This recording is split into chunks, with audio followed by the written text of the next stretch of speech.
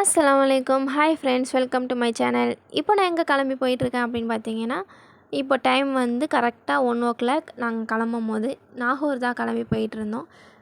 1:00 கிளம்புனால சரியான வெயில். அதனால் சொல்லி நாங்கள் கரும்பு ஜூஸ் குடிச்சிட்டு போகலாம் அப்படின்னு சொல்லிட்டு ஜில்லுன்னு ஜூஸ் குடிச்சிட்டு கிளம்பிட்டோம். அங்கேருந்து போயிட்டு நாகூருமே கொஞ்சம் நேரத்தில் ரீச் பண்ணிட்டோம்.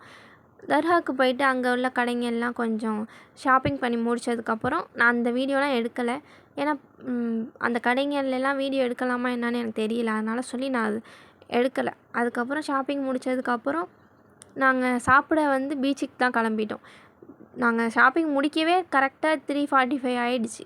அதுக்கப்புறம் தான் போய் சாப்பிடணும் அப்படிங்கிறதுனால பீச்சுக்கே போயிட்டோம். அங்கே போயிட்டு சரியான வெயில், அப்போயுமே நல்ல வெயிலாக இருந்துச்சு. அதனால சொல்லி அதுக்கிட்ட ஒரு தர்கா இருக்கும், அங்கே போயிட்டு உட்காந்து சாப்பிட்லாம் அப்படின்னு சொல்லிவிட்டு அங்கே போய் சாப்பிட உட்காந்தாச்சு. போயிட்டு அங்கே நாங்கள் வீட்டிலையே சாப்பாடு சமைச்சி எடுத்துகிட்டு வந்துட்டோம். ஏன்னா நாங்கள் கிளம்புனதே 1:00 கிட்ட தான். அப்படிங்கிறனால பொறுமையாக காலையிலே சமைச்சி எடுத்துகிட்டு கிளம்பியாச்சு. என்ன மெனு அப்படின்னு பார்த்தீங்கன்னா, ஒயிட் ரைஸ், சாம்பார், முட்டை மசாலா, பொட்டேட்டோ ஃப்ரை, கருவாடு ஃப்ரை, இது தான் நாங்கள் எடுத்துகிட்டு போயிருந்தோம். எப்போதுமே மோஸ்ட்லி நாங்கள் வீட்டிலேருந்தே சாப்பாடு செஞ்சு எடுத்துகிட்டு போயிடுவோம். எப்போ போனாலுமே மோஸ்ட்லி எல்லாருமே வந்து அவுட்டிங் போகும்போது லன்ச் என்ன ப்ரிப்பேர் பண்ணுவாங்க அப்படின்னா, வெரைட்டி ரைஸ் தான் ப்ரிப்பேர் பண்ணுவாங்க. அப்படி தான் நீங்களும் யோசிச்சிருப்பீங்க, என்னடா இவங்க வந்து சாம்பார்லாம் அங்கே போய் சாப்பிட்றாங்களே அப்படின்னு. நமக்கு பிடிச்சது செஞ்சு நம்ம எடுத்துகிட்டு போய் சாப்பிட்றோம். அது எங்கேயா இருந்தால் என்ன அப்படிங்கிற மாதிரி தான் நாங்கள் செஞ்சு எடுத்துகிட்டு சாப்பிட்டோம்.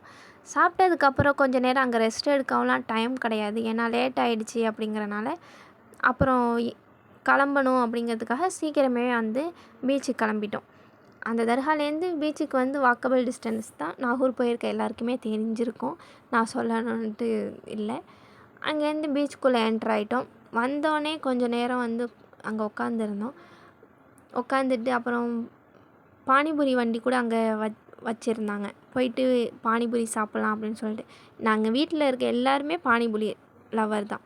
அதனால் சொல்லி எல்லாருமே பானிபூரி சாப்பிட்டுட்டு ரொம்பவே டேஸ்ட்டாக இருந்துச்சு. நம்ம என்ன வீட்டில் செஞ்சு சாப்பிட்றோம், அதுதான் டேஸ்ட்டாக இருக்குது. ஆனால் இருந்தாலும் நமக்கு அதானே பிடிக்குது அப்படிங்கிற மாதிரி. நெக்ஸ்ட் வந்து பீச்சை விட்டு வெளியே வந்து பார்த்தா ஐஸ் கோலா வண்டி நின்று வச்சுருந்தாங்க. ஐஸ் கோலாலாம் நான் ஃபோனில் அப்புறம் கேமு இந்த மாதிரி தானே விளையாண்டுருக்கேன், இது சாப்பிட்டதே கிடையாதே அப்படின்னு சொல்லிட்டு இது ஒன்று சாப்பிட்டு பார்க்கணும் அப்படின்னு சொல்லி அதை நாங்கள் ஒன்று வாங்கி சாப்பிட்டோம். ஃபஸ்ட்டு எப்படி இருக்குதுன்னு பார்க்கறதுக்காக ஒன்று தான் வாங்கினோம். அந்த ஐஸ்லாம் கட்டியாக இருந்துச்சு. அதை துருவி போட்டு அதில் 3 கலரில் எசன்ஸ் மாதிரி ஊற்றுனாங்க. அவ்வளோ டேஸ்ட்டாக இருந்துச்சு. கலர்ஃபுல்லாக பார்க்குறதுக்குமே கலர்ஃபுல்லாக ரொம்பவே சூப்பராக இருக்கும். ஆனால் டேஸ்ட்டும் ரொம்ப சூப்பராக இருந்துச்சு. நீங்களாம் எத்தனை பேர் ஐஸ் கோலா சாப்பிட்ருக்கீங்க அப்படின்னு சொல்லி கமெண்ட் பண்ணுங்கள். நெக்ஸ்ட் வந்து சாப்பிட்டுட்டு அங்கேருந்து ஊரை பார்க்க கிளம்பியாச்சு.